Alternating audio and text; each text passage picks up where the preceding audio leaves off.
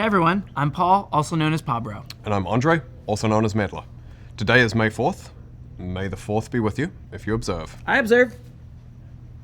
Alright, anyway, we're here to talk about Season 2, Act 2. To kick things off, we wanted to give you a little bit of info about our new champion Locke, who will be slinging nails and taking names on the Rift in patch 2613. It's not time for Locke to step completely out of the shadows just yet. But let's just say that if you're a fan of assassins who offer high burst if you get your setup right, Locke might be your next main. Outside of Locke though, we have an update to ARAM Mayhem, and the team will talk about that right now. Howdy gamers, I'm Phlox. And I'm Eduardo Cadmus Cortejoso, and we're here to talk to you about ARAM Mayhem. To start, we just wanted to let you know that it's been such a fun ride working on Mayhem since its launch in October. You've all been playing a ton, and we've had a lot of fun watching your highlights, like being the tiniest little Twitch and living your ultimate rat life. We're also working on some planned updates for 2026 right now, and have just started talking about what 2027 could look like as well. Speaking of which, let's talk about the update that will be going live in 2612, as well as some of our longer term goals for updating Mayhem moving forward. First up, we're removing the trait system. Our intention was to give you more ways to strategize when picking augments. Plus, it could provide some wacky alternative playstyles you'd never think of, like Stackosaurus Yumi, for example. But rather than providing increased strategy, it often felt like you lost options because it was trolling not to choose a traded augment. And on top of that, beyond this illusion of choice, it just feels giga bad in games where you just get unlucky and can't level up any of your traits. At the same time, we know that some of the trait effects have actually been really fun to play around. So while we're scrapping traits, their effects will continue to live on in the form of new augments. So don't worry. You'll still get to go wee woo, or get an absurd amount of stacks in your game. Outside of removing traits, we've also got some changes to augments, including around 50 new ones. And in addition to more of the augments that you've come to know and love, we're also adding an entirely new kind of augment, ability augments. These ability augments will help enhance champ abilities, and can manifest very differently depending on which champion takes them. One example is multi-shot, which splits projectiles, shooting them in different directions. So if you take this on Blitzcrank, you might grab over half the team in one hook. Or if you take it on Vel'Koz, you can fire 3 plasma fissions, with each splitting into 2, so you can do some next level geometry and proc your full passive in one ability with the proper triangulation. Our goal for Mayhem is to keep the fun, fast-paced experimentation while adding a healthy amount of variety with each update. We'll be doing these thematic updates with augment drops, balance updates. Balance within reason. And within reason. And we'll continue to experiment above all else. We want Mayhem to be home for the memers, the dreamers, and everyone who just wants to find that chaotic fun that the mode can offer. That's just scratching the surface for what we have planned for Mayhem, but you can find more in the new dev blog that we released today. In other ARAM related news, we're going to try something out in a couple of regions for a few patches. It's a thing you can buy for 1350 RP called ARAM Wardrobe. It lasts for 30 days and lets you use most epic tier and below skins, released before 2026, in ARAM and ARAM Mayhem.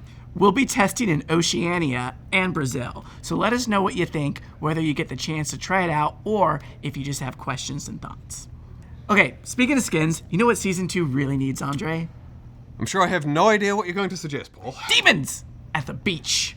Hui, Brand, and Prestige LeBlanc will be coming out in the Sinful Shores skin line in patch 26.12. And after that, we'll have High Noon skins for Akshan and Locke, as well as Broken Covenant skins for Aurora, Shen, and Jin, who will be our MSI RevShare skin.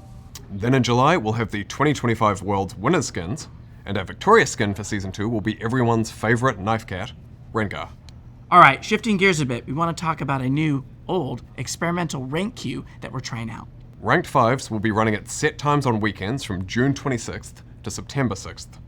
We know that for a lot of you, playing as a full 5-stack is how you most love to play League, and we want to explore more ways to give 5-stacks shared competitive experiences outside of Flex, which isn't always against full groups. Although you'll need a full group to queue, you won't always have to use the same group every time, so you're free to play around which of your friends are online, rather than needing to pre-schedule with your squad. And if your group has a pretty wide range of ranks, don't worry. There won't be any restrictions on group ranks, so you'll be able to queue with any of your friends.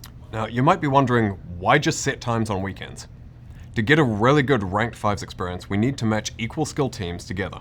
When we previously had ranked 5s as a queue that was on all the time, we didn't consistently have teams of similar skill queuing up at the same time. That led to some pretty uneven matches, which caused people to stop queuing up, further exacerbating the problem. Therefore, windowing helps us get both better matchmaking and better queue times. In addition to better matches, this allows you to find games faster, with more people playing at the set time. We're still experimenting with the queue, and we'll see how it performs, and of course, keep an eye on your feedback as we go. You can learn more about it in a dev blog that's out now, so be sure to check it out. Next, we want to talk a little bit about some additional improvements we're making around game. We've been doing work over the past few months on penalties for disruptive and harmful communication, and starting this act, you'll be able to directly report abusive communications in your DMs. We're also working on a new system that will make it easier to track what honor-related systems you do and don't have access to, like honor rewards for the Battle Pass, chat restrictions, or queue restrictions. We'll be tying this into some upcoming future features as well. And finally, before we go, we wanted to talk a little bit about MSI. MSI will take place in Daejeon, South Korea at the Daejeon Convention Center 2 from June 28th through July 12th. It'll be broken down into 2 stages, play-ins from June 28th to July 1st, and brackets from July 3rd through 6th and July 8th through 12th, with the finals taking place on July 12th. Play-ins will use a 4-team double elimination format, after which the top team in each group will qualify for brackets. The 7 teams that skip play-ins are the first seed from each region, as well as BLG, who of course won first stand in Brazil earlier this year. If you're attending in person, keep an eye out for some of the dev team who'll be attending the Fan Festa. Be sure to come on over and say hey. You'll be there, right, Paul? I sure will, Andre. So if you see me, don't be shy. Come on up and say hi. Love the rhyme. Thank you. We'll also be doing pick'ems and crystal ball for MSI this year. So start thinking about your picks before they open on June 17th. And be sure to tune into finals, where we'll have a sneak peek at some of what we have coming for season 3. Alright, that's it for us today. Be sure to check out the dev blogs, send us some Locke fan art when he's out, and we'll see you on the Rift, or causing some chaos and mayhem. Bye. Thank you all.